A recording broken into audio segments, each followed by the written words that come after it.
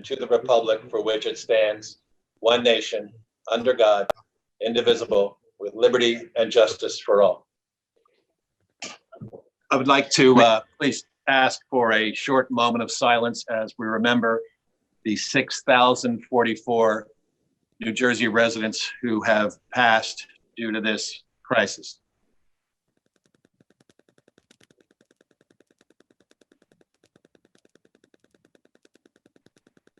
Thank you. Mayor, I would just ask you to pause for a couple minutes because people are still connecting.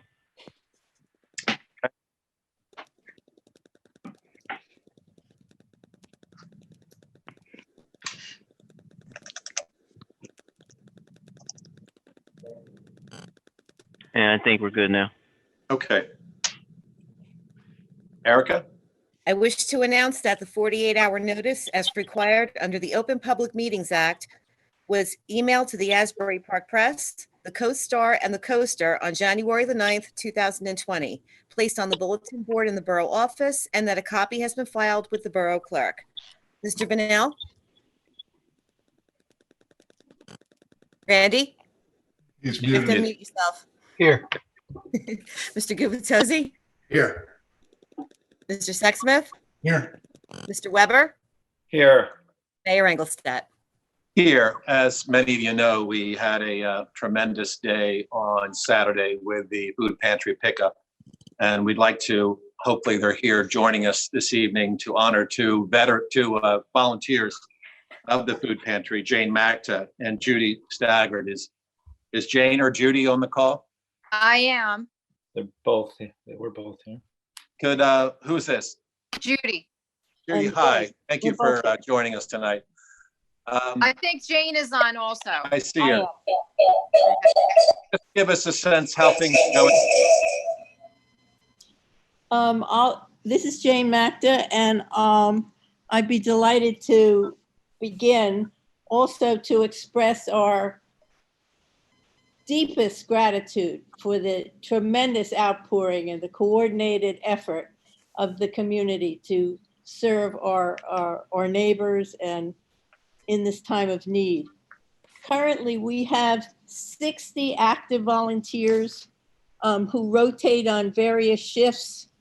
We've got another 62 people who are currently unavailable because they are either in a high-risk category, have some medical condition that limits their ability to work with the pantry right now, or they have a family member at risk.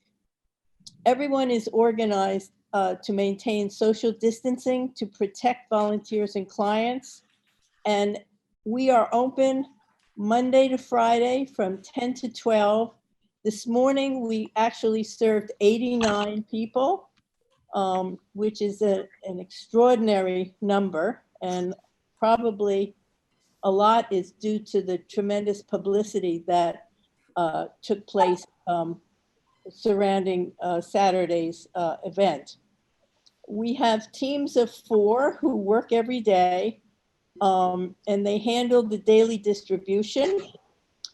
We have teams of 2 who come in off hours to stock the big room off the pantry where everything is waiting for teams of pre-baggers who come in and fill 2 bags, either a cloth bag or a brown double bagged brown paper bags filled with all kinds of staples.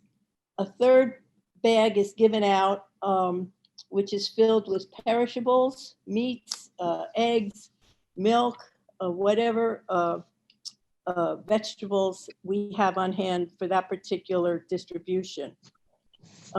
Volunteers also serve to pick up donations from local markets.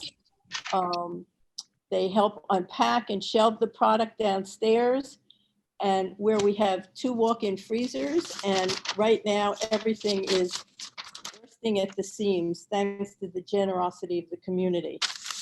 And we have people who are standing ready whenever we call to come and to help the pantry keep doing what it's been doing so well for so long. So we thank you all, and it's a privilege and a pleasure to be part of this community. Well, we obviously thank you for your service and volunteer efforts. Judy, would you like to add anything? Yes, I also wanted to express my gratitude towards those who were involved in the food drive on Saturday. I was actually there and it was a sight. I actually get choked up when I think about it because it was just remarkable to see how a whole community and the surrounding areas pulled together to help each other. It was truly a sight to see. So I am a volunteer at the food pantry. I've been there for about 3 years now. I help to run the desk. So my job would be to check clients in via a computer. But since the pandemic had started, we're not using that system anymore. We just take tallies now of the families that come in. Before the pandemic, the average numbers we were seeing were between 30 and 35 families on our Monday through Friday 2-hour shifts. And then on Thursday evenings, we would see anywhere between 10 to 15 families. Since the pandemic has started, we are now averaging, I want to say, between 55 and 60 families in that 2 hours and 40 to 45 families on Thursday nights. And again, I was at the desk today and we serviced 89 people, 89 families. So it was nonstop. So that food drive was greatly appreciated. There was definitely a huge need for that. So how the pantry works is each shift has between 3 and 4 volunteers that help to distribute the bags of food to our clients. No, these are the only people that are allowed in the building at that time, just the volunteers. A table is placed on the porch and the clients line up on the driveway 6 feet apart, and I would place the bags on the table and then call the clients up to come and take the bags. They get 3 bags. 2 bags consist of dry goods and canned goods, and 1 bag is they're perishables: meat, eggs, cheese, butter, and any other donated items that require refrigeration or freezer. Then at the end of the shift, all the surfaces are clean, the light switches and any kind of doorknobs, everything gets wiped down and sterilized for the next group of people that are going to come in to stock the room upstairs. We kind of had to regroup things on the way that we distributed and stored our items. So a lot of the food now is stored in a room off of where they used to hold other types of meetings, where the church used to hold meetings. We're distributing food through that larger room, and a lot of it is stored up there. So we have volunteers that come and they bring those items up, and then we have another group that comes in and they pre-bag the items for us. So we're not bagging as the clients come in, which is what we used to do. Again, we readjust all the time according to the needs of what's going on. And so, for example, we would pre-bag 60 bags for the clients. Now we have to increase those because our numbers are increasing. The clients, I just wanted to say how grateful the clients are. Every single one of them, when I hand them that food, they are so happy and thankful. I've gotten blessed, God bless you, more times than, which is like a wonderful thing. I must have got 89 God bless yous today. So it's a beautiful thing. And all the volunteers that I work with are just lovely people, and they all just want to help out. So it's a privilege to be part of the food pantry. Well, thank you so much, and thank you for educating many of our viewers who are learning more and more about the food pantry. It's just by pure chance. Right next to you on my screen is Julie Nutitis, one of your fellow volunteers, and Okay. also somebody who played a big role in making Saturday happen. So thank you all for what you did to make Saturday. I'm sure that when we do mayor and council reports, we'll expand further on what a great day that was. At this time, I'd like to make a motion to approve the minutes of the meeting of April 14th. Is there a second? Second.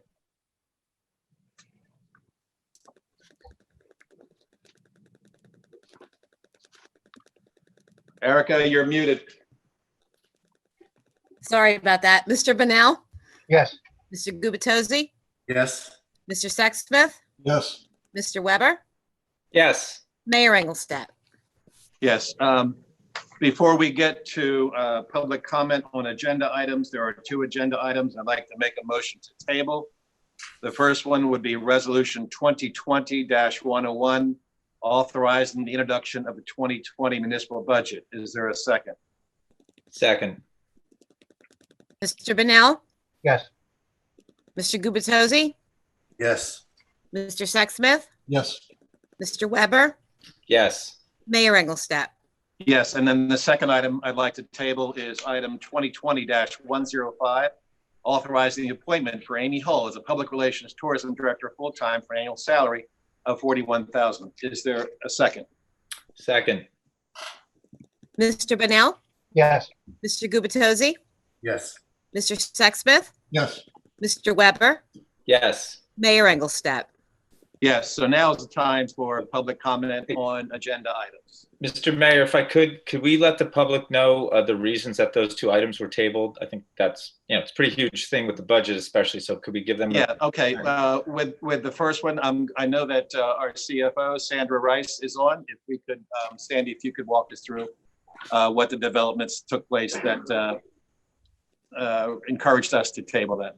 Certainly, Mayor, thank you. Just late today, we had some information come through the administrator's office into my office as well,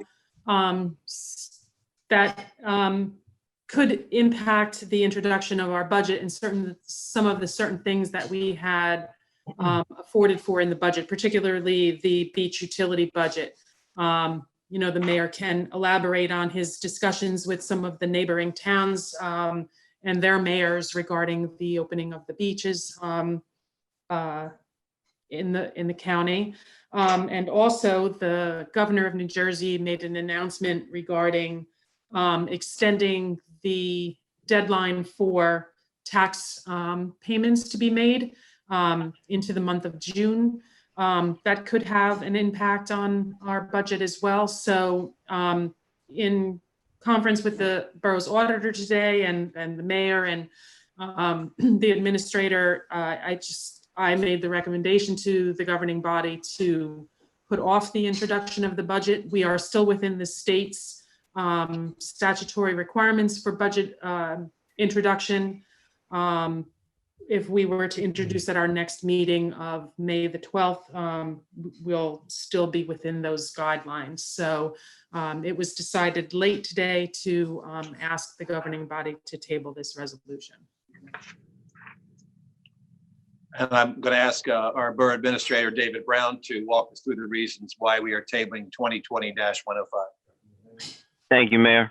The administration at this time needs to do further review on a personnel recruitment policy and make sure all the steps within that policy are followed. And the CFO and I need to revisit the salary ordinance, and I also need to have consultation with the borough attorney on both. Thank you. Erica, did we second and make a vote on that? On the resolution 105? The table, yes, the Yes, table. yes, you did. Yep, I have a second on both of them and Okay. and a count. Thank you. You're welcome. So now it's time for public comment on any of the agenda items. I'm going to ask David Brown to help us out in identifying if someone would like to say something. At this point, you just unmute your mic, please, if you'd like to say something. We have user 1 with his hand up here.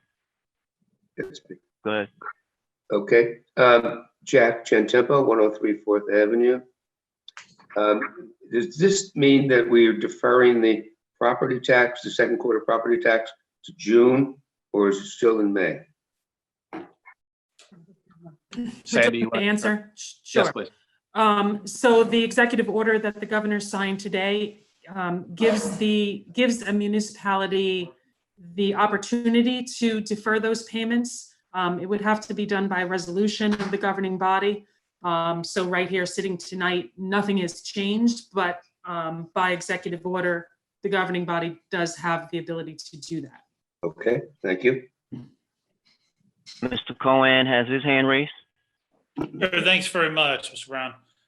Mayor, I was wondering on items 105 and 106, I'm a little puzzled because at the budget meeting that took place last Wednesday, you said you were going to recommend a hiring freeze. And here you're hiring 2 people today, or attempted to. I'm just a little puzzled. Okay, my mindset is that we take a hard look at any backfilling of any vacancies that are created.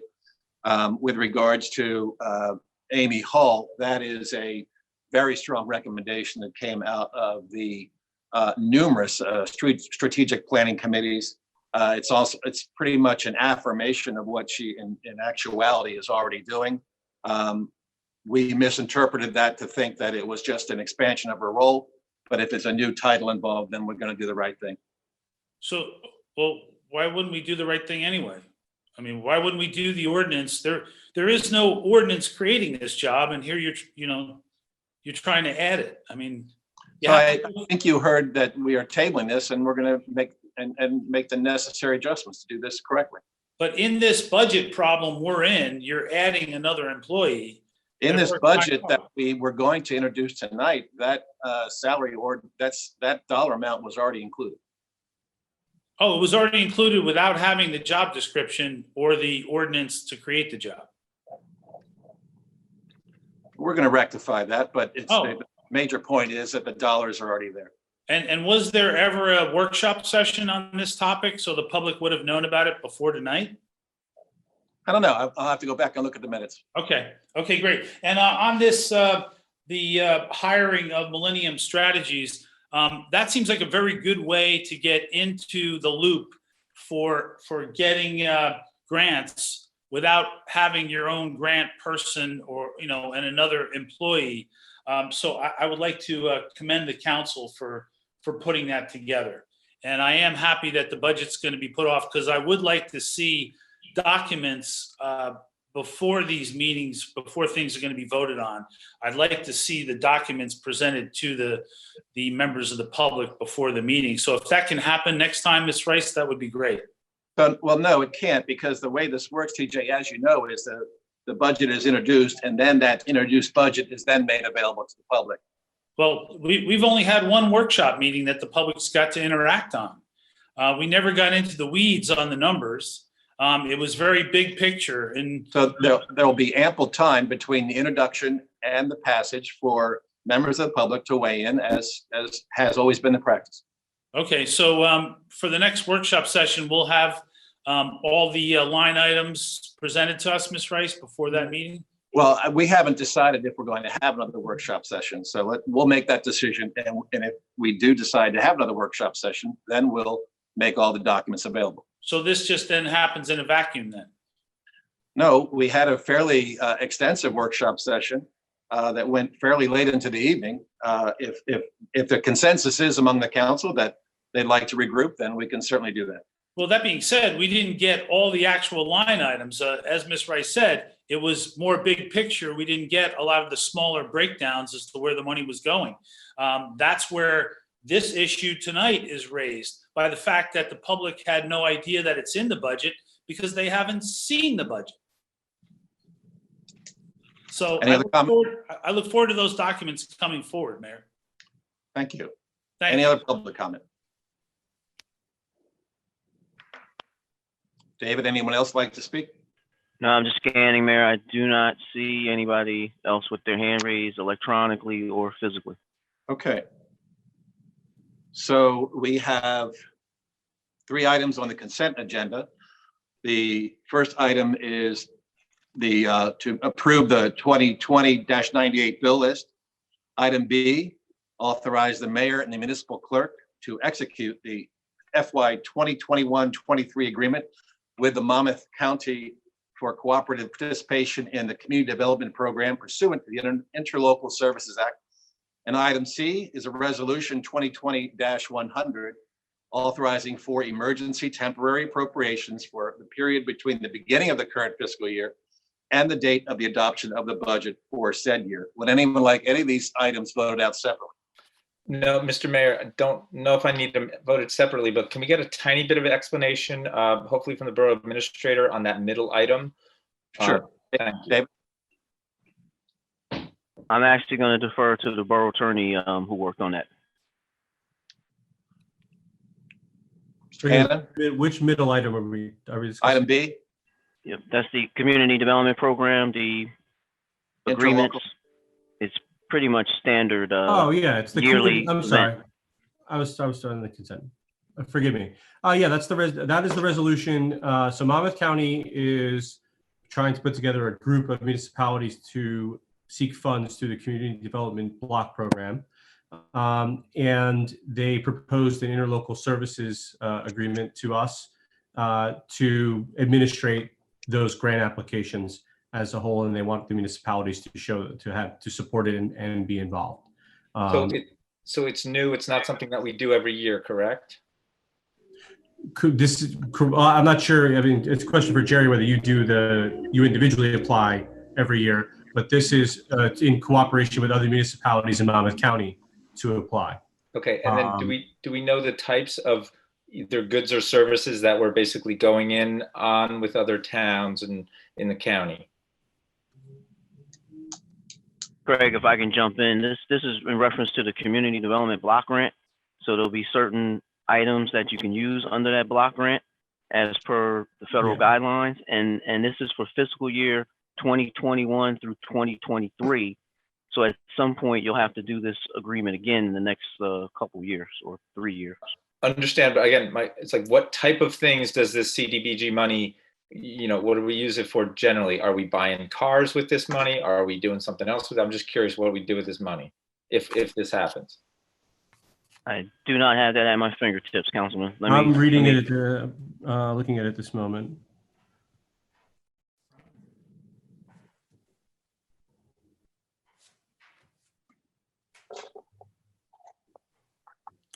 So the purpose is to establish a legal mechanism through which the county government may apply for, receive, and disperse federal funds under the CDBG program.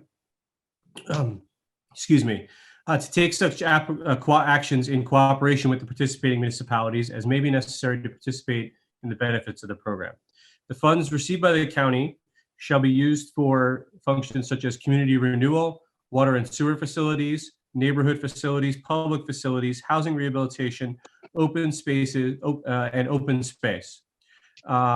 Nothing contained in this agreement will override any of your local ordinances and how they spend the money.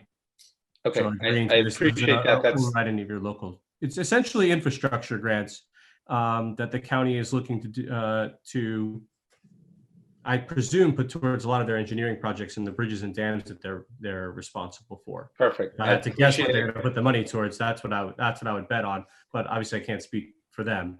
But their agreement indicates that it's basically brick and mortar expenditure. Gotcha. Thank you very much. With that explanation, there's no need to have anything voted out separately on my part. Thank you. okay, I'll make a motion to approve the consent agenda, items A through C. Is there a second? Second. Mr. Bennell? Randy? Yes. Mr. Gubatose? Yes. Mr. Sexsmith? Yes. Mr. Weber? Yes. Mayor Engelstad? Yes, so I'm going to do each of these resolutions separately. We've tabled item 2020-101, 2020-102 authorizes permission for the dedication by rider for an affordable housing trust fund. Would anyone like to have a little conversation about this before we vote on it? Yeah, so it's me again. Yes, Mr. Mayor, I would. And if I could just make a comment. So to refresh everybody's memory, probably between 2 and 3 years ago, we passed our affordable housing ordinance. I was on the planning board at the time. I was a relatively new council member at the time. And I remember reading it word for word, and it was a big and pretty involved ordinance. So I'm a little dumbfounded that 3 years later, we're finally getting to establishing a trust fund, which, granted, there hasn't been the kind of development projects that would have brought us affordable housing units. We sort of just missed it on Giuliano's, which was a big disappointment. But in my mind, we had done whatever we had to do to have a trust fund to, when another project like that came along, get money into the kitty for this. So yeah, I definitely want to hear more if anybody can expand on that.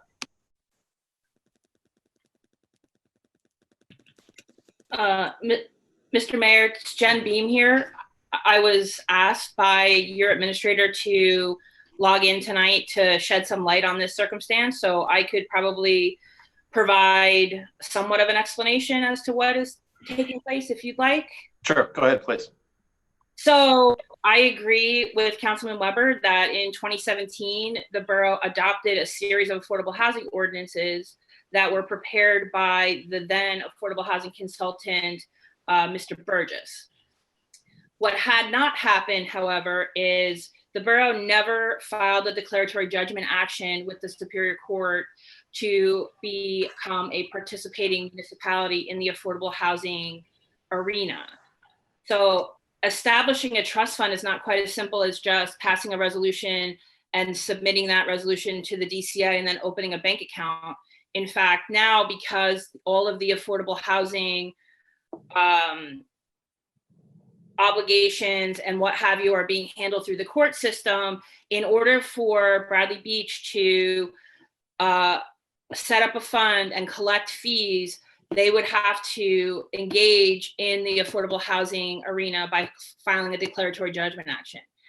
And the regulations, which is basically NJAC 5:93, if we go back to the second round, and NJAC 5:97, if you look at the third round regs, basically say that a town has to have an approved housing element and fair share plan, as well as an approved spending plan before you can collect residential development fees. Non-residential development fees have become statutorily required, and it's my understanding that the borough has been collecting those fees, but then passing those fees straight back to the state as is required if you have not engaged in this process. So in order for Bradley to set up a trust fund and then impose development fees on residential development, they would have to file a DJ action, engage with the court, get a court master assigned, engage with Fair Share Housing Center, prepare and adopt a housing element and fair share plan and spending plan, which shows projected revenue coming in, projected expenditures going out, having all of that approved by both Fair Share Housing Center and the court before funds can start to be collected and spent. And I want to be very clear, this money can only be spent on affordable housing things. So you can't just collect development fees and spend them on a park or other things. They have to be spent on some kind of an affordable housing project, whether it's new construction, rehabilitation, affordability assistance, or administration, which would basically be your professionals. And until such time as that has happened, you can move forward with the resolution, but you cannot collect fees until all those steps are taken. Thank you, Ms. Beam. That was really helpful, and I appreciate it. I just have a follow-up. Sure. Was there any upside, or would there have been any upside to not establishing the trust fund back then, as opposed to doing it now? Or, am I missing something, that there was some advantage to leaving this alone? Well, I mean, I will say that the process is not inexpensive, right? So now it's not quite as simple as just submitting a plan to the DCA and having their in-house professionals review it. Now every single thing has to be done officially through the court, whether it's a case management conference or motions or what have you, and there's an expense associated with that. In addition, the court will assign a special master, which is basically the court's professional, which the borough would be responsible to pay. So basically they would submit like monthly invoices on the time spent dealing with affordable housing matters in Bradley Beach, and that would have to be paid out by the borough.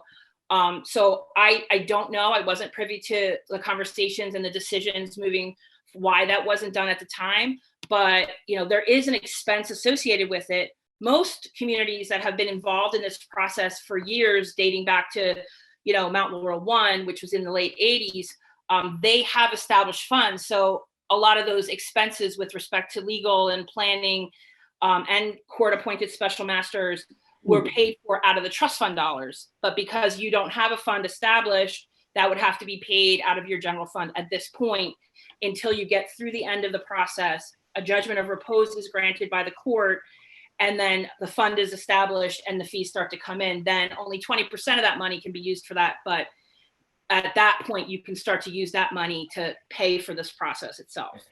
Do we get to pick this special master, or is that somebody's assigned to us? Well, I'm not 100% sure. I mean, what has transpired up till now, those communities that filed the DJ action in 2015 were assigned a special master by the court.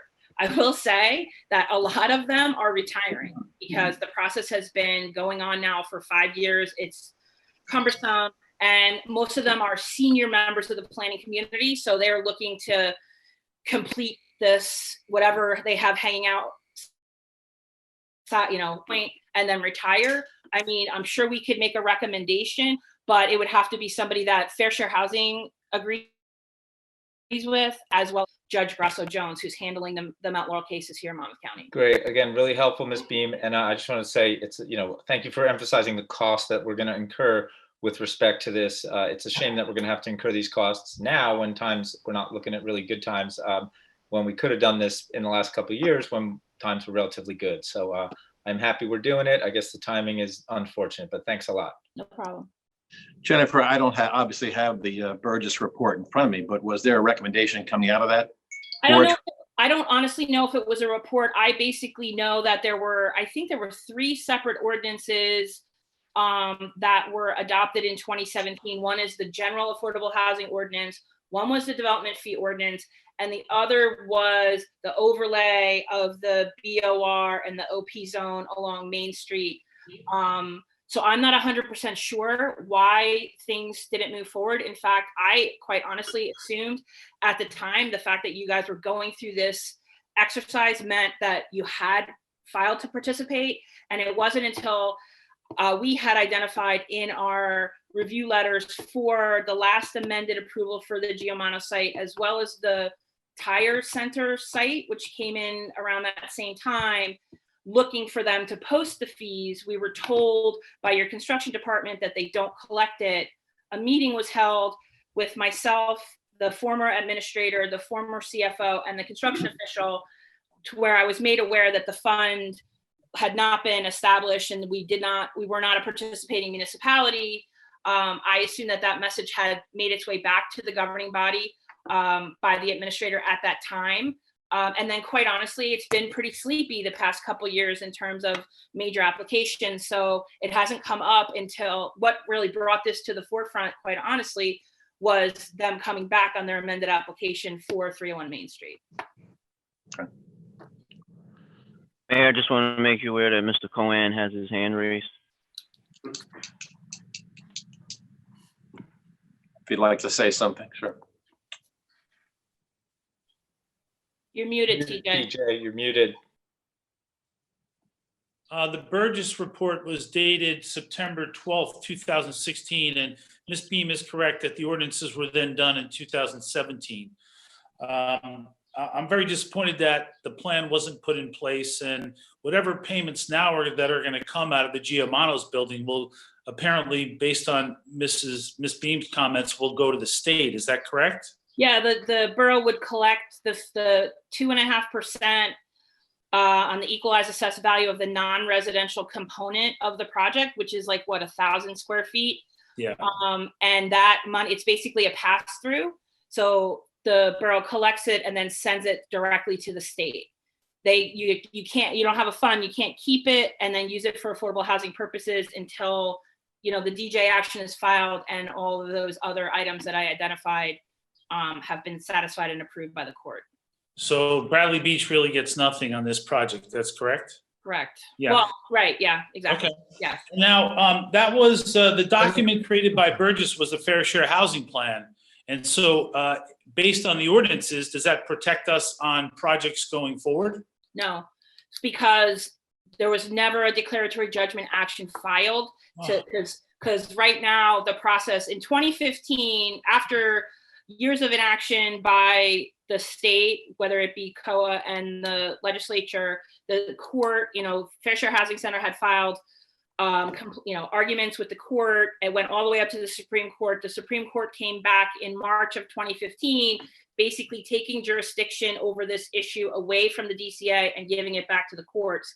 And the towns were then told in March that they had until July, I can't remember the date off the top of my head, it's like mid-July, to file a declaratory judgment action, basically stating their intention to participate in the process.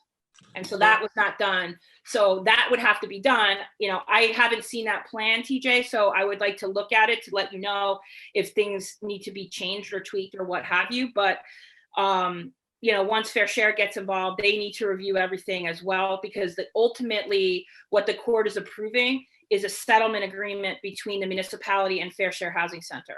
Basically, they would have been invited by the Supreme Court to sit at every table now. So you basically have to satisfy them as well as the court appointed master in order for the judge to then grant fairness, or there would be a fairness hearing. And then the borough would be given a number of months to basically implement all the items that were identified in the settlement agreement, whether it be the housing element, additional ordinances, whatever. And then you go back for a compliance hearing, which is basically where the judge makes sure that all those things were done. Once she's satisfied that that has taken place, she issues a judgment of repose, which will take the borough through July 2025. And then we get to start all over again. But that being said, we're going to get no set-asides on any future projects? We're going to get no affordable units? Well, I mean, we have those. Jennifer, that was my question. Who's talking? Have we been putting the set-asides in the projects? We haven't had a project in those two zones where the overlay exists that's sizable enough to have warranted units. Basically, it's on projects that have 5 or more units in them. Right. So it really hasn't been an issue up till now. Listen, I can tell you that other municipalities that are very close and perhaps bordering with you have not participated in this process either, but have required set-asides in some of their major redevelopment projects. So it's not to say if a residential project were to come in those two zones or, elsewhere that, the request cannot be made. I would just suggest that if this is, it wouldn't be a request. We have an ordinance and an overlay. It's an overlay. So there are benefits associated with the provision of housing, whereas you get like an extra story, I think. So we really just haven't seen that as of yet. But if this is the direction that the borough wants to go, I would strongly encourage the process to start sooner than later, because I will tell you, this should not be overly complicated because you really don't have a tremendous amount of vacant land that would qualify under the statute for, let's say, new construction units. So what would typically happen in a community like this, and this is what has been done so far in Spring Lake and in Manasquan, is that a vacant land adjustment is done. Your obligation, which is 75 for the third round and 20 for prior rounds. So the 95 unit new construction obligation, in my opinion, obviously I haven't done the legwork, but would be adjusted down to 0 new construction. The number would then turn into an unmet need. And then we may need to adjust some of the zoning ordinances that are in place as part of implementation to satisfy Fair Share Housing Center. Once those are in place, then we can collect units, as we move forward, for sure. Essentially, this document, this Fair Share Housing Plan, was not an inexpensive project. in I 2006. agree. I mean, I'm sure, and I don't think things have. But all this, I'm sorry, I'm sorry for a second. But all of that presupposes, I mean, you did the legwork's been done for the borough to comply with the administrative code. The ordinance is in place, the overlay zones are there. The only thing you're not authorized to do by the statute is collect the residential development fees. So you're going to miss out on that on certain of these other projects, and then you can spend that money only on affordable housing. So it's a perfectly valid legal strategy to continue on the way we're going and enforce the zoning ordinances on new developments. And then, because if you don't have certification, the only thing that can happen to you by 2025 at this point, which is only 5 years away instead of 10 when this was started, is a builder's remedy lawsuit. But if you don't have anywhere to build and you're already requiring people in zones, it's the same argument you would have anyway. I guess my point is, all this doesn't, I'm not sure what the discussions were before either, but with everything that you have in place, you could defend a builder's remedy lawsuit if it came. You might not win, which is a risk the governing body has to be willing to take by not getting certification. But there's many towns that that didn't file a DJ action. I guess is my point. Doesn't mean all the work that was done was wasted. If it sounds like it's being enforced, we're just not gaining the affordable trust. We haven't had a project that's triggered it yet, to be honest. So I just want to mention along those lines about the builder's remedy. And I am not advocating either way. 100% of how to move forward is going to rest with you. But I will tell you that Seeger right now is defending a builder's remedy lawsuit. So, I mean, there is that risk that somebody could come in, and this is a piece of property in their commercial business zone where the developer is asking for 5 stories, 42 units on a piece of property that's like 0.3 of an acre. So, I mean, there is a risk. I'm not saying it's a significant risk. I mean, this is somebody who's owned this property for a long time and is a resident in town. I don't know that there is as big of a risk here, but I'm just saying there is a risk, and it is a real risk. Most often you don't think of these shore communities that, you guys are dealing with on a day-to-day basis as having a huge risk, because the properties are not big in size and they're usually expensive or on the expensive side. So the risk is lower than, let's say, a community like out in Western Monmouth County that has a lot of available land, and the numbers can be significant in terms of development. So, there's pros and cons to both, but other than that, obviously the decision on how to move forward is 100% up to you. Yeah, I concur with Jennifer. That was a very good outline of the risks. I mean, that's exactly what that's. But we've already done the legwork, as you said, Mr. Cannon, and I think we should try to get this across the goal line to protect the residents of Bradley Beach, and also possibly be able to assist people in need with affordability issues, so that they can do improvements to their property. I mean, that was the purpose of it, and that's what I thought we were getting in 2017. Well, I'm more than happy to file the declaratory judgment action if the governing body instructs me to do that, or otherwise.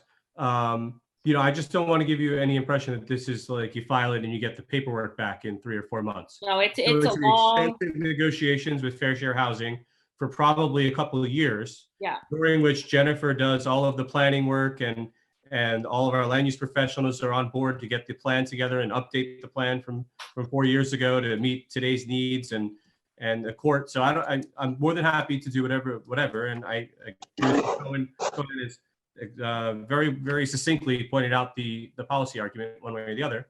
But I just don't want to give any impression this is going to be over in 6 months. For example, Red Banks took 4 years. It was settled finally in 2019. They're far more complicated than your town, but that's an example. This is not a short process. I have multiple towns in Monmouth County that still haven't finished. But they're in process. Yeah, but the process, I mean, they're much bigger. I will tell you that I did the work in Manasquan, and that was not as heavy of a lift as some of my other towns like Manalapan and Marlboro, which are a much heavier obligation and multiple developers and interveners and objectors. But I agree with Mr. Cannon that it's a process that takes a while to get through. Is there any time sensitiveness to this, Jennifer, as far as you're concerned? Well, I mean, obviously, if you don't participate and ultimately when you file the DJ action, and I'm just stealing your thunder, Mr. Cannon, but You're doing a great job. when you file a DJ action, along with it comes an order of immunity, which means that while you're engaging through this process, the borough is protected from people filing a builder's remedy lawsuit. So even if it takes a while to get through the process, you're protected basically from the beginning while you're negotiating through. So there's a benefit to, if this is the direction that you want to go, there's a benefit to kind of moving it forward sooner than later, because the longer you wait, the less you're protected. That's the only real time sensitivity. And then the other thing is that it's a lot of energy and effort, not that, I'm trying to shy away from that, but as Mr. Cannon said, like this time period is over July 2025. So, at best, you're going to wind up getting, I would say 4 years, let's say that's best case scenario of protection. And then you have to go through the hoop again in 2025 because it's a new cycle. And unless by some miracle there's like a constitutional change or the legislature does something that I can't envision, we're going to be right back, like starting at square one with every town in 2025, going through this process again. So, obviously the sooner you do it, the quicker you're protected, and the longer you're protected for in this cycle. And then, moving forward into, subsequent cycles, like you have your ducks in a row and can, a lot of times use some of the same information. You don't really have a community that's having, thousands and thousands and thousands of units built, in the next couple of years.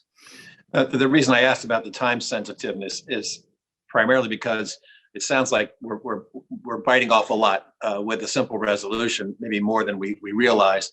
And I personally would like to see a dedicated workshop to this item. But if no one else feels that way, then they can make a motion to proceed with this. Yeah, Mr. Mayor, if I can, because I started the discussion, I appreciate the discussion. It helped me greatly, but I almost feel like even it's more urgent that we get the ball rolling now because it's going to take a while. So I'm happy to second it or make the motion to pass that. I will just say, in fairness, adopting this resolution really doesn't add anything to the process. At the end of the day, this has to be approved by the court. The DCA no longer has the authority to approve this stuff. You can certainly move forward and adopt the resolution and submit it, but it really doesn't give you the ability to move forward with it any quicker than, like, you're going to have to act on the spending plan when and if it's prepared. That's going to have to be approved by the court, and after which this can be set up. Doing this now, I don't know that it really adds anything. It certainly doesn't hurt at all. I just don't know that it really adds anything to the process. It doesn't enable you to do anything until all those other steps are taken anyway. Okay. All right, then I will make a motion. Assuming there's no more conversation, I'll make a motion to authorize permission for the dedication by Ryder for an affordable housing trust fund. Is there a second? Second. Councilman Benel? Randy? Yes. Councilman Gubatose? Yes. Councilman Sexsmith? Yes. Councilman Weber? Yes. Mayor Engelstad? Yes. Up next is authorizing the approval. Good night, everybody. Thank you. Thanks, Good night. Jennifer. Bye. Mr. Brown, could you walk us through number 103, please? Yeah, Mayor, in short, this will give the borough the ability to have a user platform with online researchability, almost what's called a portal. I'll be able to go in as the administrator and give access to others as necessary to be able to look for federal, state, and county corporate and philanthropic grant opportunities. This also provides access to detailed grant program summaries to help us weed through all the grants that will be out there, as well as finally, it gives us a project-based writing if necessary. Okay. Any questions with regards to this this agenda item from council? Hearing none, make a motion to authorize the approval for Millennium Strategies to provide grant research portal services in the amount of $8,000. Is there a second? Second. Councilman Benel, Yes. Councilman Gubatose, Yes. Councilman Sexsmith, Yes. Councilman Weber, Yes. Mayor Engelstad. Yes. And David, could you walk us through item 104, please? 104 is, Michelle? since 108, we're appointing Erica to the acting municipal clerk. The borough will need a deputy clerk, and Michelle being the longest serving employee, and just from my short term here, a little over a month, Michelle has a lot of background and knowledge, and I think she'll make an excellent deputy municipal clerk. I have a question on that. When we lost our deputy municipal clerk 3 years ago, I did a little research on it, and it's not a required position, first and foremost. There are many small towns similar to Bradley Beach who do not have deputy municipal clerks. And this has nothing to do with personal performance. This has to do with taking a look at the structure of our government in this town. I wasn't given a real good reason last time why we actually need a deputy municipal clerk. The actual justification I was given is that if the municipal clerk is unavailable to sign a document, then we have somebody who's authorized to sign it. And this is in the age of internet and electronic communications. The actual position of deputy municipal clerk in a small town like this is a little bit antiquated. And I really have some serious questions about this, and I'd like it to be tabled before we vote on it, to get some real answers why we need this position. Would you like to make that motion? Motion to table this until further discussion is held. Randy, before we vote, or I know you made a motion, if I could just make a comment. I hear what you're saying. There's another school of thought that says when people, for example, when people are on vacation, they should actually be on vacation and not thinking about work and not replying to, I understand somebody could sign a document from the top of a mountaintop somewhere these days, but I'd rather have that person actually be on vacation and not thinking about work. And I think that's the purpose here. I'll let you go ahead with your motion. I just wanted to offer that, alternative view. If we have a document that needs to be signed that urgently, we probably misstepped along the way somewhere before we got to that point. Randy, before we vote, I'd like to ask Mr. Brown just to see if he can answer your question in terms of the value of having this role in a municipality of our size. Thank you, Councilman. I have to openly and honestly admit that the main reason is to have that person to be the backup to the clerk, necessarily for a signature or any other document research that the borough requires while that person may not be here or detained doing another duty. There are also several licensure permits that the clerk also is responsible for doing, and those could come in at a time when the clerk is not here, or it could be also an overwhelming time.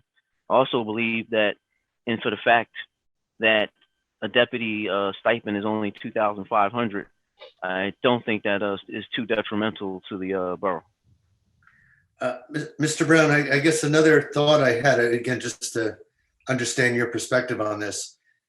When our prior clerk had a deputy, did that in any way serve as some training or some developmental opportunity for the person who's now serving as our clerk, Erica? Just the thinking being, if our future clerk leaves the borough for some reason and we have no one in place, would there be value in having someone who served as a deputy clerk for an interim period?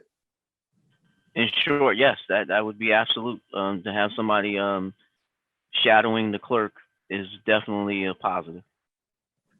What would we do in that situation if the clerk were to leave the borough and we did not have a deputy? Who serves in that capacity? I presume there's a temporary capability that's created. Well, yes, you have multiple options. If the sitting clerk is out, you can appoint someone else in the borough for a certain period of time, with or without an RMC. We could do a shared service with another town. So those would be the main two that you could do, in-house or go outside to another town and utilize somebody with an RMC. David, could you just briefly describe some of the new cross-training efforts you're putting into place?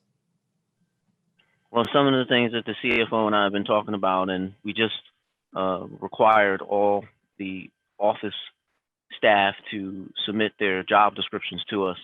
And we're trying to get everybody aligned to work in certain areas, but also having another person backed up and trained to work in their area as well. So is this resolution tied into that effort? I was muted, sorry. Yes, absolutely. So Erica, there's been a Mr. Bunnell has made a motion. Is there a second?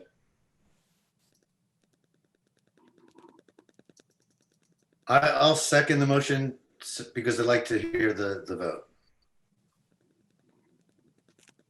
Erica? Mr. Bunnell, My internet dropped out. You're gonna have to catch me up. I missed about the last 60 seconds. okay. Al has seconded your motion to table resolution 104, 2020-104, and Erica is now calling the roll call. Yes, Mr. Bunnell, yes. yes, Mr. Gubatose, Randy, I seconded the motion because I didn't want there to be a public vote on this.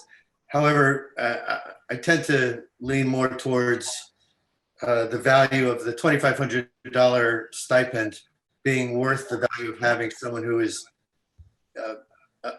learning and developing in a support capacity. So I would vote no.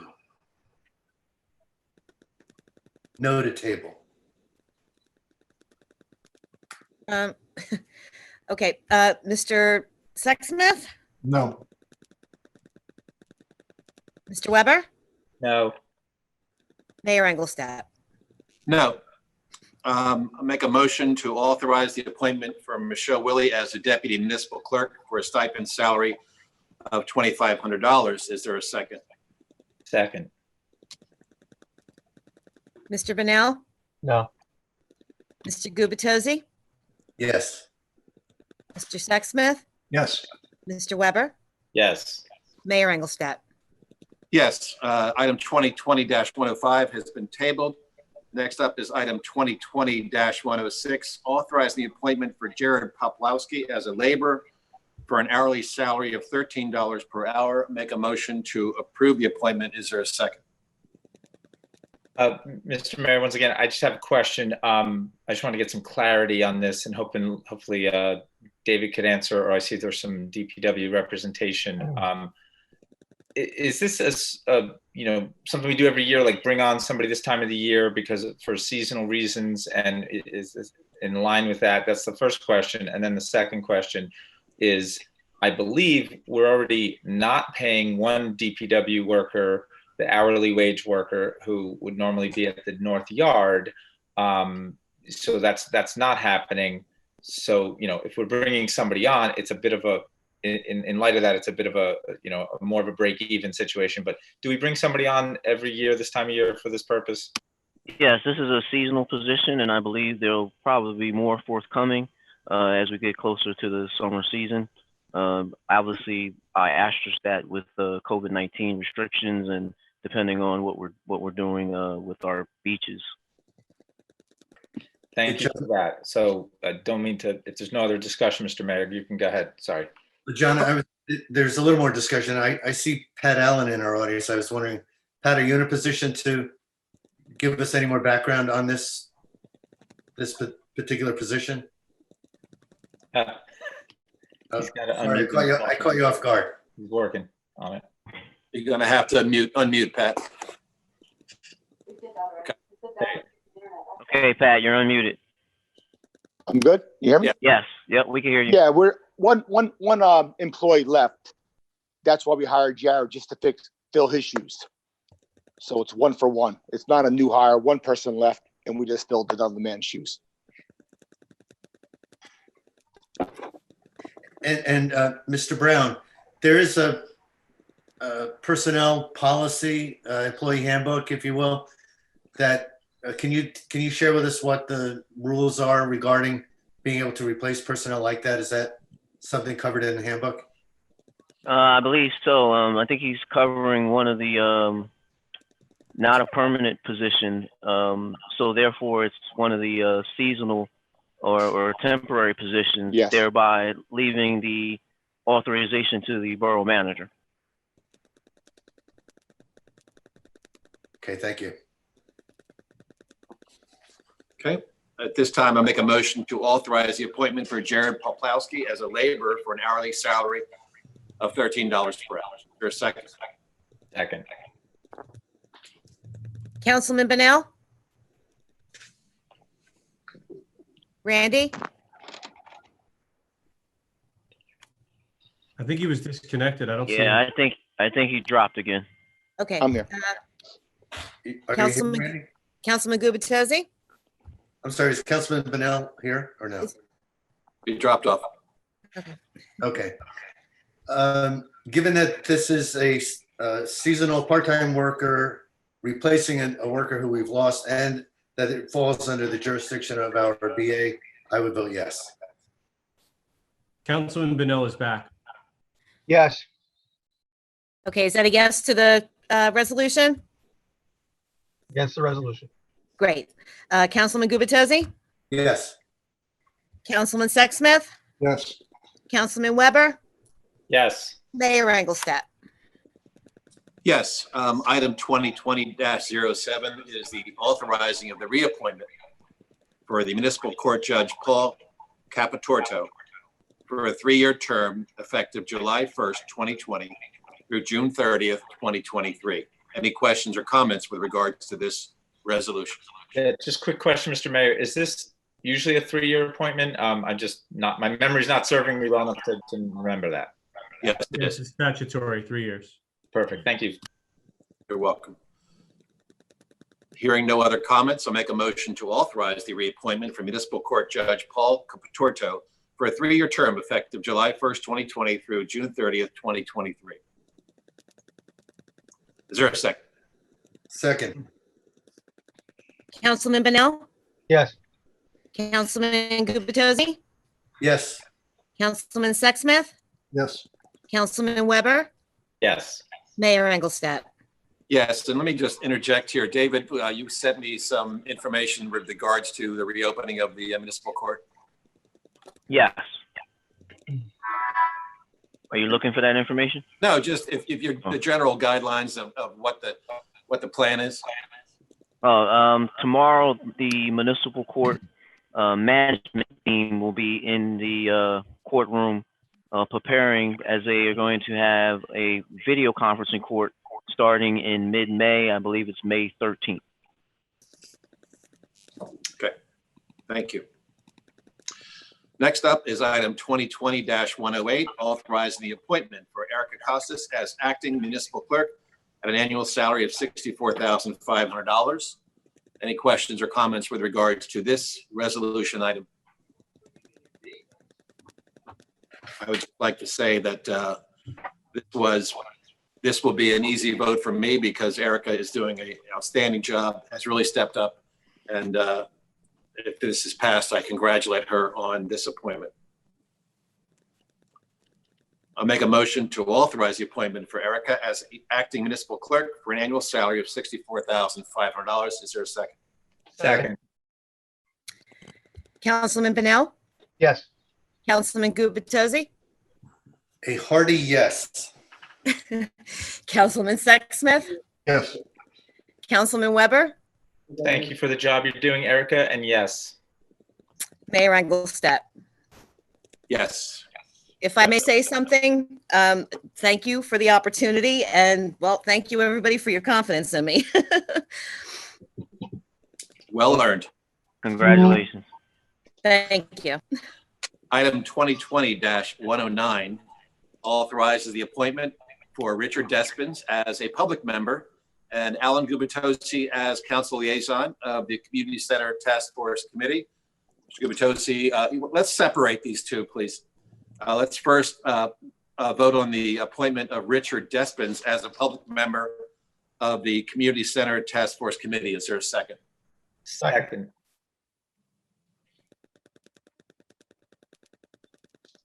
Erica? Councilman Banal, Yes. Councilman Gubitosi, Yes. Councilman Sexsmith, Yes. Councilman Weber, Yes. Mayor Engelstad. Yes. And I want to thank Rich for expressing interest. And the other half of that is authorizing the appointment of Alan Gubitosi as council liaison of the Community Center Task Force Committee. Is there a second? Second. Councilman Banal, Yes. Councilman Gubitosi, Just a question, can I vote for myself or should I abstain? Or should I vote no? I was wondering the same thing, Al. Err on the side of caution, Al. I'll abstain just to be safe. okay.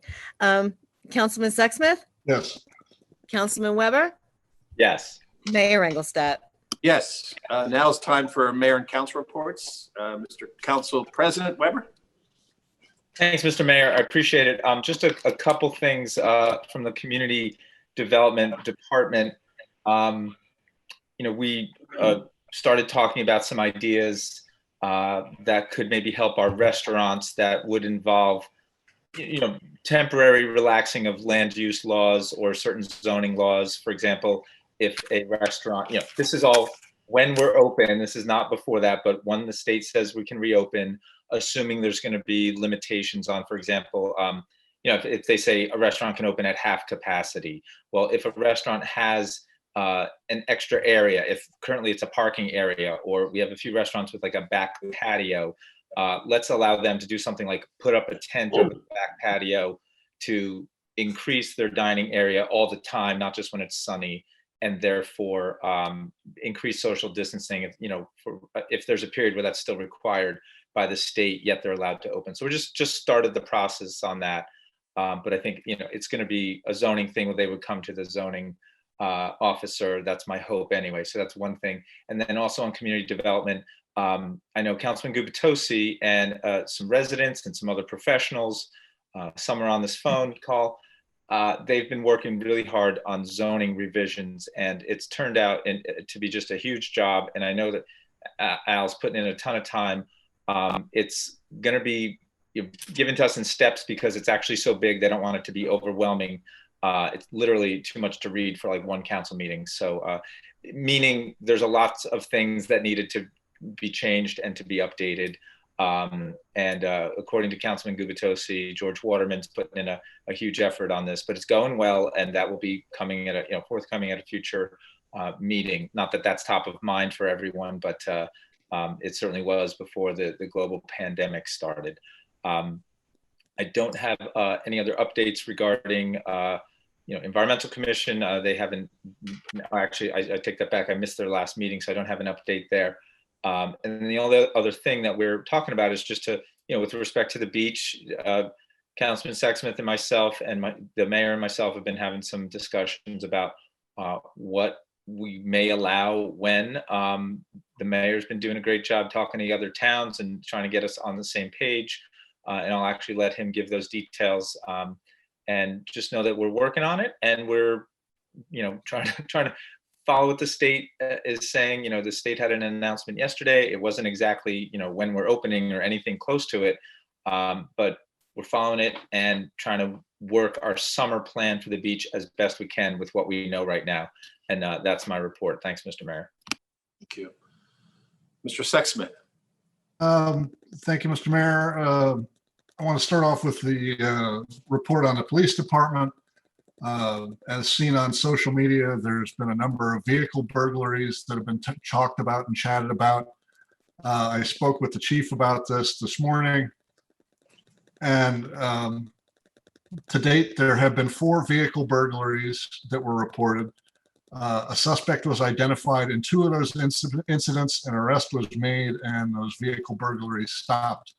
The key message that the chief wanted me to communicate out, though, was that all of these burglaries involved unlocked vehicles.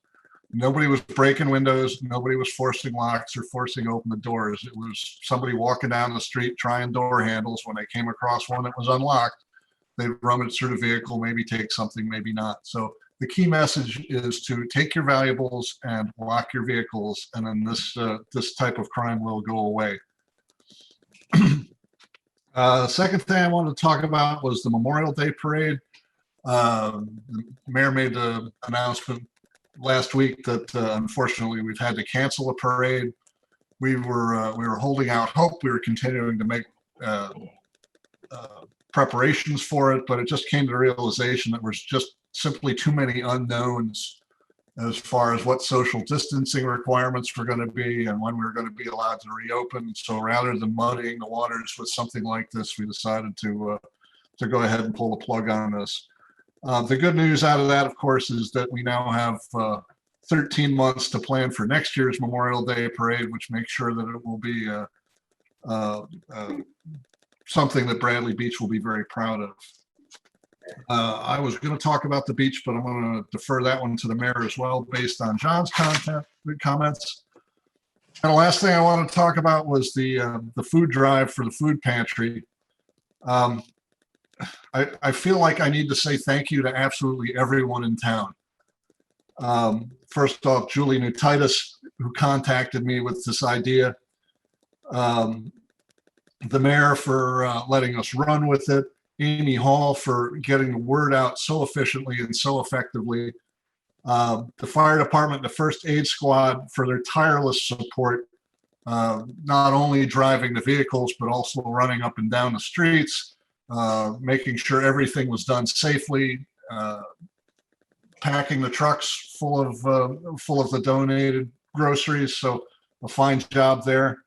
Again, all the volunteers, which included the mayor and all the council members, for again running up and down the streets, collecting groceries, filling these bags, getting everything transported safely.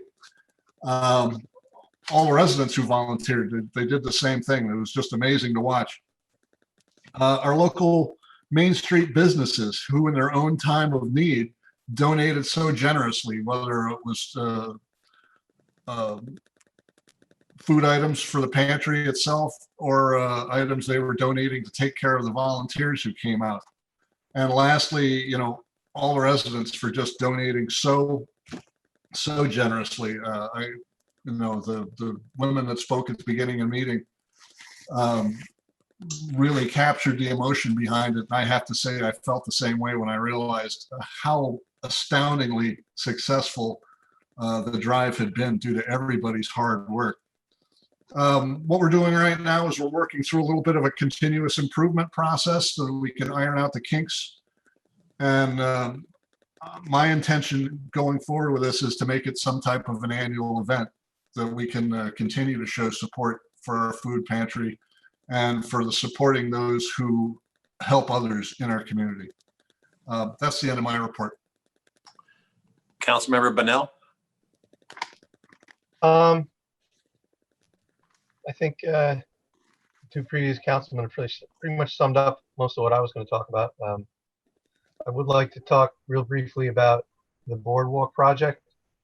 I don't remember if this was brought up at the last meeting, but the DPW suggested that we replace the boards with treated wood. And I would encourage everybody to go down and look at what they did over the last couple of weeks, because the boards that they took up were just too splintered to put back down, and they put down new treated material. So you can see what it's going to look like. It's something that we can do in-house. There was a report issued by Avakian that noted we would need to put new joists in because the spacing on the existing joists is not close enough together to support the Trex material. I did call TimberTech and spoke to an engineer there. They do have a product that spans 24 inches, which is what we have for the joist spacing on the boardwalk, so we would not need to do any spacing. And lastly, we have two guys at the DPW who I believe have actually replaced boards on that section twice in their career here, and that would be Pat and G. So I think we're well equipped to do it in-house if we'd like to. And I don't believe that we need any engineering services. Thank you. As Councilmember Weber referenced, I sat in on a second conference call with Monmouth County beach mayors. The first one was last week. It was chaired by Freeholder Director Arnone. And so every mayor from Seabright to Manasquan was on the call. At the first call, Freeholder Arnone reinforced again that the decision to open the beaches rests with the municipality. The state does not want to be involved in that process, so this is clearly a call that is made at the local level. The consensus at the first meeting was that whatever we do, we should do in concert. In other words, as many municipalities doing the same thing on the same date. The initial thought back at the first meeting was July 1st. At the second meeting that was held today, the overwhelming consensus on the part of the participants was Memorial Day. So we have to, if we want to be consistent, there was, to be honest, there was one town, Spring Lake, that is still considering that.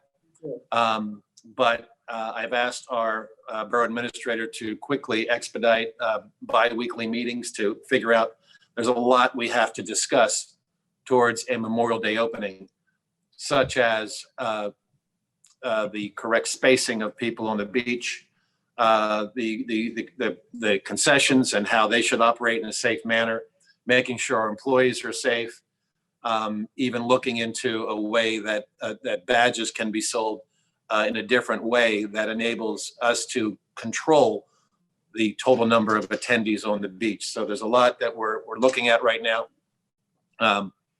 There's some other factors with regards to our neighboring town to the south. Avon is strongly considering, they're having a special meeting tomorrow night where they will strongly consider closing their Ocean Avenue to parking and eliminating the diagonal parking on their first two blocks, which would effectively dramatically reduce the amount of visitors that they would have, which might have a spillover impact to Bradley Beach, which is why I would strongly encourage that we look into basically a daily, especially on weekends, a quota system for the disbursement of badges. And when that quota is met, we're done. But right now, the administrator is working with the DPW supervisor in literally mapping out the beach and trying to determine what would be a safe amount of beachgoers on that beach. We'd also want to have a system where someone would know before they hop in a car from 60 miles away that yes, there is or there aren't badges available. We want to have good customer service, and part of that is educating people that yes, there is room, or no, there's not. This is just some general feedback that we got from the meeting. Still a lot for us to figure out. But again, the overwhelming consensus of the mayors in the meeting was a Memorial Day opening. Part of this is because of the fact that people are going to go on your beach if it's a nice day, and they're going to go into the ocean. So if that's the case, let's make sure they're safe. Let's make sure that we have the proper personnel. So that is what's driving staying to a traditional opening of Memorial Day weekend. Other items that I have is this announcement from the Bradley Beach Business Community Alliance. The new Bradley Beach Business Community Alliance has announced that they will waive membership dues for all small businesses in town for the remainder of 2020 and credit current businesses and nonprofit members in 2021. Individual resident membership dues will be dedicated to supporting our small businesses and the creation of a new program for Bradley Beach families in need.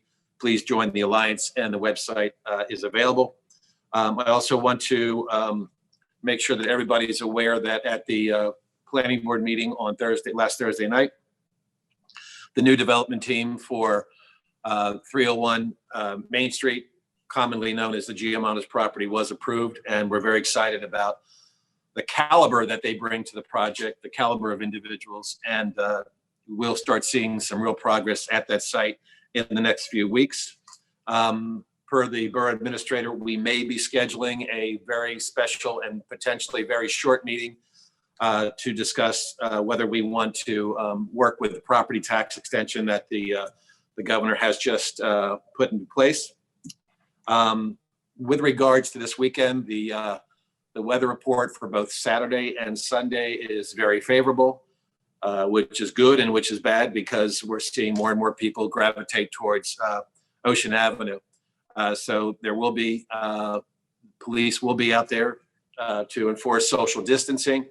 And we're also going to be utilizing a drone to get a bird's eye view, literally, of how that's working out. Should the situation become too crowded, I have empowered the chief of police to actually open up the boardwalk to create more space for walkers. Right now, we have the situation where just the east side of Ocean Avenue, the sidewalk is open. And there's a potential during the weekend for that to become a crowded situation. And I also finally want to thank Councilmember Kubatosi for bringing Jane and Judy before us through his connections to the food pantry, and to reinforce what Councilmember Sexsmith said. What an amazing day. My Pizza Heart belongs to Vic's, but I got to thank Pete Nelvis for donating about 25 pizzas for our volunteers. And I also want to thank my counterparts in Neptune City and Avon, who both put out the word. And we had collateral folks going into both those towns collecting a whole carload of donated items. So I want to thank our neighbors who jumped in as well. Now is the time for public comment. Mr. Mayor, Yes, I had a couple of council reports as well. I was wondering if I might. I apologize, Alan. I'm sorry. No, not a problem. You were on such a good roll. I didn't want to interrupt. No. I'm out of rhythm up here. No, not a problem. But I did have a number of things to cover, and I just want to make sure I got them in for the borough. Very importantly, Sylvan Lake, the Sylvan Lake Restoration Initiative that I've referenced a number of times over the past few months is still alive and well. We had a phone call with two of the environmentalists who are helping us envision what this restoration project would look like on April 23rd. Joining that call, the two environmentalists were Marty McHugh and Jim Shishius, our own Jim Shishius. Joining that call, Mayor Ed Bonanno from Avon, Ann Polity, the Sylvan Lake Commission chairperson, our borough engineer, Jerry Frieda, and myself, the council liaison. So the importance of this call was to give the environmentalists a chance to tee up the vision they have for this project. I think everyone was very impressed by it. I did speak with Jerry Frieda after the meeting, and Jerry Frieda, myself, and Ann Polity will now get together to draft a letter that we will present to the mayor and council. It's a letter of support suggesting that we, the borough of Bradley Beach, and similarly Avon will do the same, support the vision that is being pursued. And this is an important first step for this group to bring this letter of support from both boroughs to the New Jersey Department of Environmental Protection. So good progress being made there. And just want to make sure the world was aware that we're doing some pretty exciting things. I hope to be doing some pretty exciting things with Sylvan Lake. Tim, Mr. Sexsmith, I just want to follow up. I know you mentioned Memorial Day parade is put off for a year, but we will still be having a Memorial Day ceremony. I'll jump in there. Okay. Let's say we'd like to, and we hope to. We're still trying to figure it out. Okay. Mr. Mayor, you referenced the planning board, which was great. You stole my thunder instead of me stealing yours. But you didn't mention that there was also a fairly it was a marathon event running till past midnight. And a large part of that marathon was focused on the beach concession or restaurant that we presented formally to the public so that the public would have a chance to weigh in, and they certainly did. I think a lot of very good discussion was held, a lot of important issues raised, and collectively, I think both SALT, the individuals who are developing the property for the borough, as well as the planning board members, and as well as the audience, I think we all learned a lot coming out of the meeting. So a lot of those notes will be used as some guidance for as we develop the final contract. I just want to make sure that the public was aware of that. The community center, Mr. Nishampkin, I've seen his face joining us this evening. I think he's out there in the audience somewhere, has been very active. He has formed a not-for-profit New Jersey corporation called Friends of the Bradley Beach Community Center. He's identifying trustees now. As we acknowledged, we created a task force, and we did identify Mr. Rich Despins to be a resident member of that task force. I just want to acknowledge there's 3 other residents that can be named. So if there are people who are interested in participating on this task force, please let us know. And regarding the food pantry, just wanted to say also it was a phenomenal experience. The 2 volunteers, Jay Macta and Judy Staggart, who joined us, they were so generous in telling us about the pantry and telling us about the work done there. But not only those 2, but there's so many other unsung heroes at the pantry that really worked behind the scenes. And even after we all collected a lot of the food, there are folks that stayed afterwards sorting all that food and continue to sort it every evening to prepare for the next day. So just kudos from all of us to the volunteer work that continues to go on at the pantry. 2 last things. One is I want to mention there are 4 ordinances that are somewhere in the works. I'd like our residents to be aware. Mr. Weber did identify that we're making progress on zoning chapter 450. Section 79 is completed for preliminary review by our professionals. That focuses on penalties and fines. Section 4, we are well underway. We're actually almost complete. That is a very lengthy section focused on definitions. Those will be turned over to our professionals soon. A meeting or 2 ago, we tabled the shade tree ordinance discussion. That is actively being reviewed, and we will be working with our council to get that workshopped over the next meeting or 2 in May. We also have on the docket an occupancy limit enforcement ordinance, and that is something that we'll be working on also with our borough attorney. I'll take a breath now. Thank you. Mr. Mayor, could I ask you a question about your report before we go to the public? Is that okay? Sure. So I just want to make sure I'm clear. Did you mean to say that it's Spring Lake that is actually still considering this July 1st opening? Spring Lake is considering a later opening. They have not determined what that date is, or they may decide to join the rest of the towns on Memorial Day. They just wanted to let us know that they're looking at a later opening. Okay, and then great use of the drone, by the way. And if this weekend, there's so many people that you said the chief would make the decision on opening up the boardwalk, that's fine. I just hope, I know the chief's not here, but maybe you know from part of the discussion, will the police still be enforcing, well, can we make it so you're allowed to move on the boardwalk, you're not allowed to like hang out, to sit sedentary gathering groups? Was that part of the discussion? Because I think that makes the most sense. Yes, the chief is here in Borough Hall, safely distanced away, and is nodding his head yes to your question. Perfect. Thank you. Thank you both. Okay. Now it's time for a public comment. David, if you can let us know. Okay, Mayor. We have Eileen here raising her hand. Thank you. Can you hear me? Yes. Yes. Okay. I think it's wonderful that we're thinking about all the necessary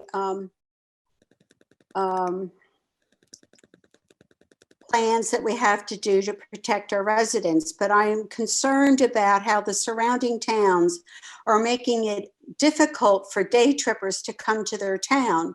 And as a result of that, we're going to have an overflow of day trippers here. And what are we doing to protect our residents from an overflow of people from surrounding areas and out of state? I know over the weekend, I saw numerous license plates from New York and Pennsylvania on our ocean front. And they've been asked by the federal government and the state government to stay home, and they're not. And then therefore they're coming down to our area and with a possibility of infecting us with the virus. And I would like to know how we plan to protect our residents.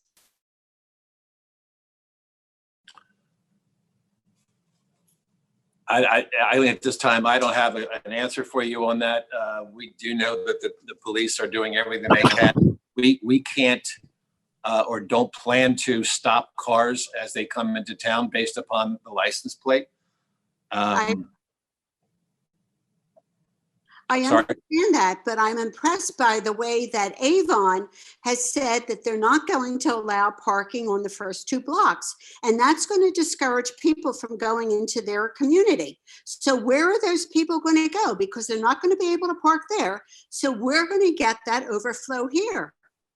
So what Avon is trying to do, that refers only to the time period when their beach opens up. That's not a current situation. And if I can add, what the mayor said, Eileen, is that limit the number of beach badges that get sold more than likely, and we have to figure out what that number is, but happy to look at limiting parking as well, to go along with that. Maybe just limiting beach badges is enough. For that. I think for that during the beach season, but what about now? When New Jersey still is a very high risk state. We're enforcing all the executive orders. Can you hear me? Yes, we can. The police department is enforcing all the executive orders that have been put in place. There aren't additional. But if you open the boardwalk, you're going to be inviting every Tom, Dick, and Harry from all over to come. So let me repeat what I said. If we have to open the boardwalk, it's to spread people out. Right now, you have a growing number of people because of the weather using a very finite space, which is the boardwalk, which is the sidewalk on the east side of Ocean Avenue. If we have to open the boardwalk, it's to create more space so people can spread out. It's actually a safer situation. It's not something we're going to blast out and say, "Hey, everybody, our boardwalk's open." It would be it would be to relieve a crowded situation if that develops over the weekend. Well, why don't you consider just eliminating the parking on Ocean Avenue so therefore that the people can have more space to walk on Ocean Avenue and the sidewalks? If you can't do east side and west side, at least you could do the east side and it would diminish a certain amount of parking. So as you and I have discussed in a couple of emails, if you take away the parking on the east side, that simply sends it over to the west side, and then you're impacting residents. We have and this is where the Belmar and Avon examples really don't, they're not relevant to our situation. We have a higher density of people on the west side of Ocean Avenue living there. And so you're going to be making life more difficult to them by taking away the parking on the east side. But Mayor, with all due respect, I have walked Ocean Avenue numerous times this week, and I have noticed an abundance of parking spaces on the west side of Ocean Avenue. There is not a parking problem on Ocean Avenue. And I have to respectfully disagree with that statement. Belmar has high density living on Ocean Avenue. They have multiple apartment buildings and high density residential areas, and they're still limiting the parking on the east side. So I happen to visit Belmar this afternoon, and it was an extremely risky situation because people are going into the street in their effort to avoid each other around their cones. People are going into the lane of traffic, and that's something that I don't think is a good idea. Thank you. Okay, you're welcome. Any David? Anyone else? Yep.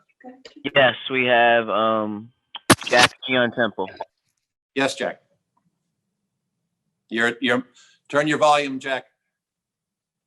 I don't know if I can do that. Good. Jerry. You're good now, Jack. We can hear you. You're good. We can hear you. Okay. When is the reclamation center, recycling center going to be open? If it is? Yeah, as it pertains to that, I'm following the guidance and advice of the Public Works Director. At this point, he's fairly adamant that we hold off on that as long as we can. One of the things that I would like to float to the Public Works Director and the council is some towns do a twice a year do a throw bulk items pickup, and if we anticipate having the north lot closed any longer, then I would suggest we do a schedule a bulk item pickup date for the town. I'm not sure if that's the part of your question you were concerned about, Jack, but it's about the bulk items situation, and yeah, it is so handy when that reclamation center is open. But I agree. I know what it is. Second thing is, and of course I'm redundant, is the $55 excess which we pay to the county for the recycling as opposed to the garbage. And we're continuing to do that. When that adds up in my mind, in my budget's mind, it's a lot of money, $100,000 and or more. And I'm just wondering, do we continue to pursue that? Are we going to deactivate that, or we're considering it, or what? Well, as Council President Weber explained at the last meeting, it's a state law. And so I actually asked during the height of the epidemic, I reached out to the governor's office and said, I'm not crazy about our DPW employees having to touch too many items. Would you consider offering some temporary relief to that and not have that and just suspend the law? And I did not get a positive response for that. So I think it's and obviously I'll ask Councilmember Weber to jump in here. There's a doing the right thing aspect, and then there's a financial aspect. Yeah. And we've had this conversation numerous times as it relates to the reason this worked in the past. You had an end buyer. The end buyer doesn't exist anymore. China doesn't want our garbage. And the main thing that I would like to see, and there's a lot of logistics and potential expense involved, is to go back to dual stream, because right now single stream is not working as it was originally intended. I'll ask John to weigh in as well. Okay. Yeah, you're right about this thing, the dual stream. That would be probably a better way to go, Mr. Mayor. And Jack, yeah, if the state says we can just forget about the recycling law, I understand there would be a net benefit monetarily to the town, but until that happens, we'd be in big trouble with the state. So I don't think I want to go there, but I understand your sentiment. Yeah, I didn't realize the state was making that kind of universal situation. I don't know what you want to call it. Yeah, no, in 1987, they were the first state that mandated curbside recycling in residential areas, and it hasn't changed since. Yeah, okay. Thanks, Jack. Okay, thank you. David? Okay, up next, we got Mr. Cohen. Mayor, if we're not going to close the east side of Ocean Avenue, then is it possible for us to start up the parking meters so we can generate some income and possibly disperse the cars to other places? That's not a bad idea. Let me discuss it with the borough administrator.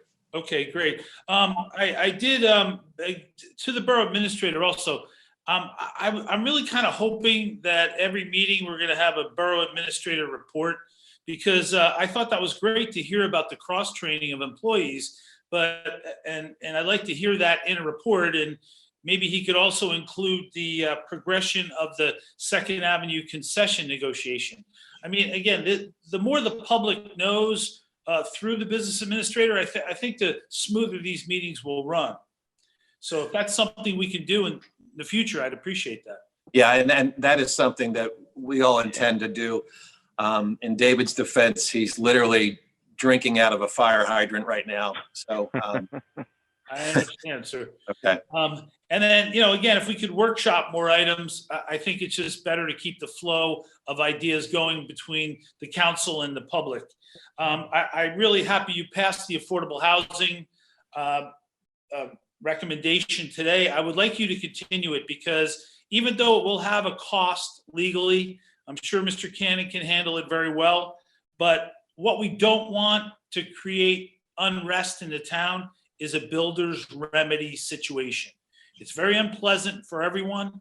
And we have the opportunity to really nip that in the bud. And I believe we should continue. I was assuming that was done back in 2017. It wasn't, but I think we should stay on this path. And then I was wondering about the food pantry. I just want to say, for me, the best part of it was the energy, participating, but also the fact that it brought together the library, the first aid, the fire company, the residents, and it was wonderful energy, and I appreciate everyone who worked on it, and I'm hoping that food is going to last a lot longer than 2 weeks. But thank you very much, Mayor. Thank you. Oh, I had one more thing, sir. The planning board meeting that we referred to earlier started at 6:30 on Thursday evening and ended at 12:23 on Friday morning. So I would like to see there be an ordinance or a bylaw for the planning board that nothing happens after 11 o'clock. It's really not fair to the volunteers. It's not fair to the public. Yes, we wanted that application to get done, but it really was not fair to everyone. So if we could, I'd like to see if we could progress with that. Thank you very much, sir. Julie? Mute. Julie Nutitis, 605 Newark Avenue. I just wanted to take this time and just to thank everybody who really participated. And I think it was our entire community in the food drive on Saturday.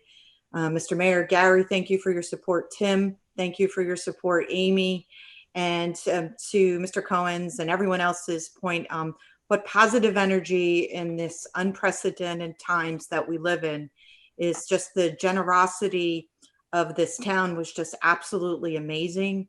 And the energy, and I think all of us got emotional throughout the day at points, and just seeing the little kids. And we actually met a 100-year-old lady who was waiting for the fire engine and to donate goods and everything. So I just want to say just thank you to everybody. Thank you so much.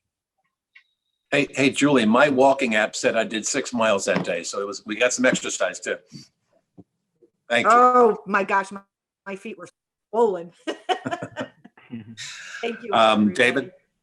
Yes, we have Paul Nishamkin waiting as well. Paul? Go ahead, Paul. Hi, Mr. Mayor.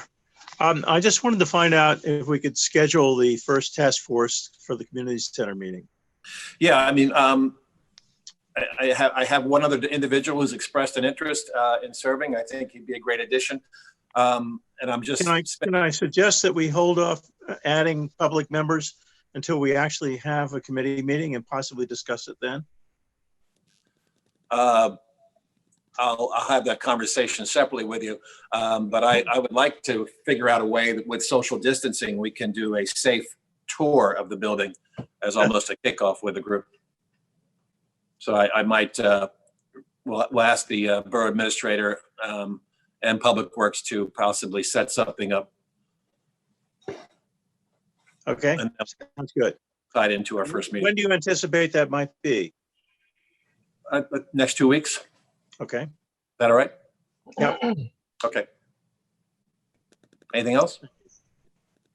No, I'm off that topic. I'm concerned about rushing to open the beaches. I I'm rather surprised that all the towns along here are hoping to do it by Memorial Day. I noticed that Point Pleasant Beach is not planning to do that. And when they do it, they're planning on restricting. That's actually incorrect. They are also planning for a Memorial Day opening. Keep in mind that Point Pleasant Beach, the beach is owned by a private enterprise, Jenkinson, so they are very incentivized to open earlier than usual. Well, I hope that we will follow science on this and not economy. Thank you. Okay. Thank you. David? I think Bill might be raising his hand. Mr. Shook? Yes. You had mentioned that you were going to monitor the daily beach badge sales. What avenue are you taking as far as the residents that have seasonal badges? How are you going to? So Bill, I'll just share with you the thought that I have, and obviously we're going to have a group that's going to make a decision. But just my initial thought was, first you establish what your safe capacity is for the beach. And then you go with an assumption that X percentage of your seasonal badges will use that on a weekend day. So then you have a remaining amount of spots, so to speak, and that becomes your allotment for the day. Okay. All right. So you have some sort of a working plan going. We're even, Bill, exploring we have an application on your phone, Viply, that sells beach badges, seasonal and daily badges. They're very good. They're a national company. They do all the national parks. I've spoken with them about exploring the concept of running all daily badges to an app, so that someone could literally go on their phone and say, oh, you want to go to Bradley Beach? Oh, look, they've got 70 daily badges left. Okay, let's go on the app and reserve our badges. What I want to avoid is someone making a drive to Bradley Beach and getting turned away. What this concept would also do would eliminate any cash handling by the badge attendants and make that a safer environment for them. Again, this is just something we're considering. It's a pretty radical change, but it gives you, the application gives you the ability for someone to literally say how many badges are left and should we reserve a spot. So it would literally be beach by reservation. Good. And on the other note, as far as the planning board and the hours and everything, we do have a time limit, and it is 10 o'clock. And if Mr. Cohn remembers, I did take a straw vote if the board members wanted to continue with the application to hear it the rest of the way, and the census was that everybody wanted to. Normally, 10 o'clock, that's it. But this was something special because of what turned out to be with the sewer house, the application with salt took a little bit longer than usual, and everybody wanted to hear what the Geomodels project was. But normally 10 o'clock, that's it, we're done. No ifs, ands, or buts. So that's the way it was. Thank you. David? Mr. Mayor, Councilman Sexsmith is requesting to speak.